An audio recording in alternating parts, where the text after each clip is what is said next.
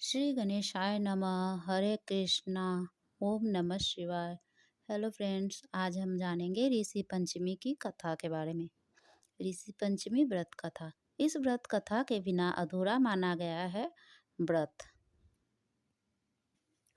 ऋषि पंचमी का व्रत महिलाओं के लिए अत्यंत महत्वपूर्ण माना गया है।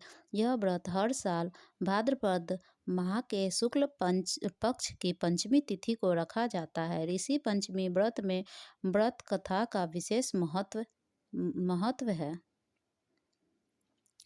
ऋषि पंचमी व्रत कथा हर साल भाद्रपद माह के शुक्ल पक्ष की पंचमी तिथि पर ऋषि पंचमी का व्रत किया जाता है जो कि आज 28 अगस्त को पड़ रही है। यह व्रत सप्त ऋषियों को समर्पित है। इस दिन सप्त ऋषियों अति भारद्वाज, वशिष्ठ, गौतम जमदग्नि और विश्वामित्र की पूजा की जाती है। हिंदू धर्म में यह 7 ऋषि ब्रह्मा, विष्णु व महेश के अंश माने गए हैं।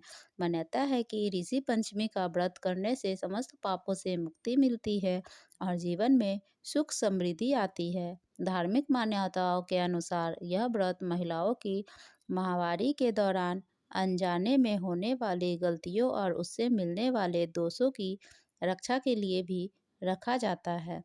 ऋषि पंचमी के दिन व्रत कथा को सुनने व पढ़ने के बाद ही व्रत पूर्ण माना जाता है।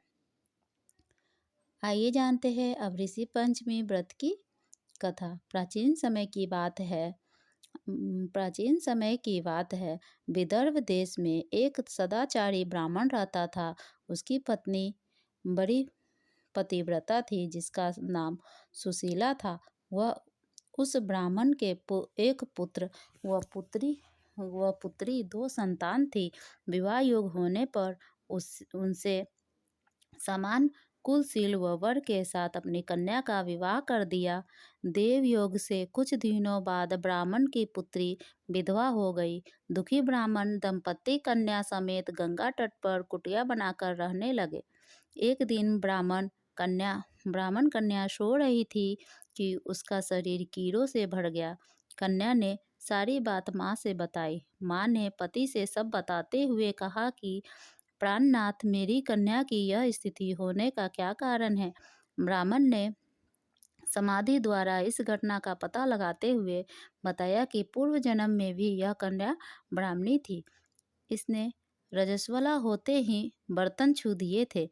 इस जन्म में भी इसने लोगों की देखा देखी ऋषि पंचमी का व्रत नहीं किया, इसलिए इसके शरीर में कीड़े पड़े हैं।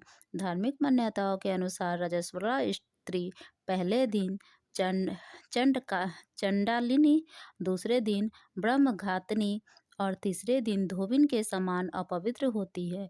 चौथे दिन स्नान करके शुद्ध होती है। मान्यता है कि यह व्रत भक्ति भाव व शुद्ध मन से करने से समस्त दुख दूर होते हैं और अगले जन्म में अटल सौभाग्य की प्राप्ति होती है। इस व्रत के प्रभाव से दुखों की मुक्ति मिलती है और अक्षय पुण्य भी मिलता है। धन्यवाद।